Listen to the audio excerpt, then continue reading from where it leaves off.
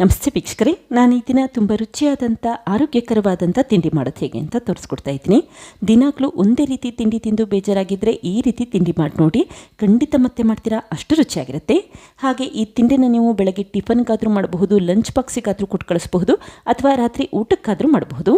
ಹಾಗೆ ನಿಮಗೆ ಈ ವಿಡಿಯೋ ಇಷ್ಟ ಆದರೆ ಪ್ಲೀಸ್ ವಿಡಿಯೋನ ಲೈಕ್ ಮಾಡಿ ಮತ್ತು ಚಾನಲ್ಗೆ ಸಬ್ಸ್ಕ್ರೈಬ್ ಮಾಡಿ. ಈಗ ತಿಂಡಿ ಮಾಡೋದು ಹೇಗೆ ಅಂತ ನೋಡ್ಕೊಳ್ಳೋಣ ಬನ್ನಿ. ಮೊದಲು 2 ಮೀಡಿಯಮ್ ಸೈಜ್ ಈರುಳ್ಳಿನ ಉದ್ದವಾಗಿ ಮತ್ತು ತೆಳುವಾಗಿ ಹೆಚ್ಚಿ ಹಾಕಿದರೆ 1/4 ಟೀ ಸ್ಪೂನಷ್ಟು ಉಪ್ಪು, 3 ಟೇಬಲ್ ಸ್ಪೂನಷ್ಟು ಸಣ್ಣದಾಗಿ ಹೆಚ್ಚಿರುವಂಥ ಕೊತ್ತಂಬರಿ ಸೊಪ್ಪು, ಹಾಗೆ 1 ಟೇಬಲ್ ಸ್ಪೂನಷ್ಟು ಕರಿಬೇವಿನ ಸೊಪ್ಪನ್ನ ಹಾಕ್ಕೊಂಡಿದ್ದೀನಿ. ಈಗ ಚೆನ್ನಾಗಿ ಮಿಕ್ಸ್ ಮಾಡಿಟ್ಕೊಳ್ಳಿ. ಈರುಳ್ಳಿ ಸಾಫ್ಟ್ ಆಗಬೇಕು ಮತ್ತು ಈರುಳ್ಳಿಯಲ್ಲಿರುವಂಥ ನೀರು ಬಿಡಬೇಕು, ಅಲ್ಲಿವರೆಗೂ ಮಿಕ್ಸ್ ಮಾಡಿಟ್ಕೊಳ್ಳಿ. ನೋಡಿ, ಈಗ ಮಿಶ್ರಣ ಸಾಫ್ಟ್ ಆಗಿದೆ. ಇದಕ್ಕೀಗ 2 ಕಪ್ಪಷ್ಟು ಗೋಧಿ ಹಿಟ್ಟನ್ನು ಹಾಕ್ಕೊಳ್ತಾ ಇದ್ದೀನಿ. ನಂತರ ನಾನಿಲ್ಲಿ 1-2 ಹಸಿರು ಮೆಣಸಿನ್ಕಾಯಿನ ಸಣ್ಣದಾಗಿ ಹೆಚ್ಚಿ ಹಾಕ್ಕೊಳ್ತಾ ಇದ್ದೀನಿ. ನಿಮಗೆ ಖಾರ ಎಷ್ಟು ಬೇಕೋ ಅಷ್ಟು ಪ್ರಮಾಣದಲ್ಲಿ ಹಸಿರು ಮೆಣಸಿನ್ಕಾಯಿ ಉಪಯೋಗಿಸ್ಕೊಳ್ಳಿ.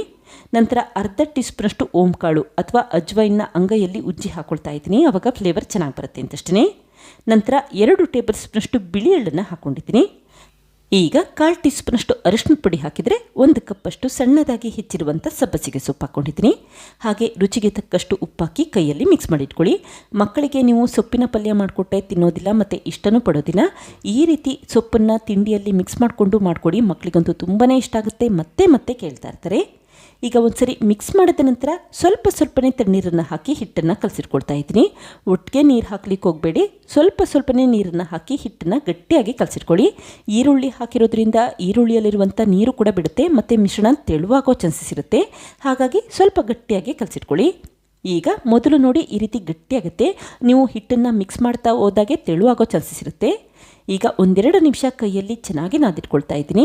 ಹಿಟ್ಟು ಚೆನ್ನಾಗಿ ಬೆರಿಬೇಕು ಮತ್ತು ಈ ರೀತಿ ಸಾಫ್ಟ್ ಆಗಬೇಕು, ಅಲ್ಲಿವರೆಗೂ ನಾದಿಟ್ಕೊಳ್ಳಿ. ಕೊನೆಯದಾಗಿ 1 ಟೇಬಲ್ ಸ್ಪೂನಷ್ಟು ಎಣ್ಣೆ ಹಾಕ್ಕೊಳ್ತಾ ಇದ್ದೀನಿ. ನಂತರ ಒಂದ್ಸರಿ ಚೆನ್ನಾಗಿ ಮಿಕ್ಸ್ ಮಾಡಿಟ್ಕೊಳ್ಳಿ. ಚಪಾತಿ ಹಿಟ್ಟಿಗಿನ ಸ್ವಲ್ಪ ಗಟ್ಟಿಯಾಗಿ ಕಲಸಿಟ್ಕೊಂಡ್ರೆ ಸಾಕು, ಆವಾಗ ಪರ್ಫೆಕ್ಟಾಗಿ ಈ ತಿಂಡಿ ಮಾಡ್ಕೋಬಹುದು. ಈಗ ನೋಡಿ, 1 ನಿಮಿಷ ಚೆನ್ನಾಗಿ ನಾದಿಟ್ಕೊಂಡಿದ್ದೀನಿ. ನಂತರ ಹಿಟ್ಟಿನ ಮೇಲ್ಭಾಗಕ್ಕೆ ಸ್ವಲ್ಪ ಎಣ್ಣೆ ಸ್ಪ್ರೆಡ್ ಮಾಡ್ಕೊಳ್ತಾ ಇದ್ದೀನಿ, ಆವಾಗ ಹಿಟ್ಟು ಒಣಗೋದಿಲ್ಲ ಅಂತಷ್ಟೇ. ಈಗ ಲಿಡ್ ಕ್ಲೋಸ್ ಮಾಡಿ 5 ನಿಮಿಷ ಹಾಗೆ ಇಟ್ಟಿದ್ದೀನಿ. ನೋಡಿ, ಈಗ 5 ನಿಮಿಷ ಆಗಿದೆ. ಹಿಟ್ಟು ಕೂಡ ಚೆನ್ನಾಗಿ ನೆಂದಿದೆ. ನಿಮಗೇನಾದರೂ ಹಿಟ್ಟು ತುಂಬ ತೆಳುವಾಗಿದೆ ಅನಿಸಿದ್ರೆ 1-2 ಟೇಬಲ್ ಸ್ಪೂನಷ್ಟು ಗೋಧಿ ಹಿಟ್ಟನ್ನು ಹಾಕಿ ಕಲಸಿಟ್ಕೊಳ್ಳಿ ಅಷ್ಟೇ.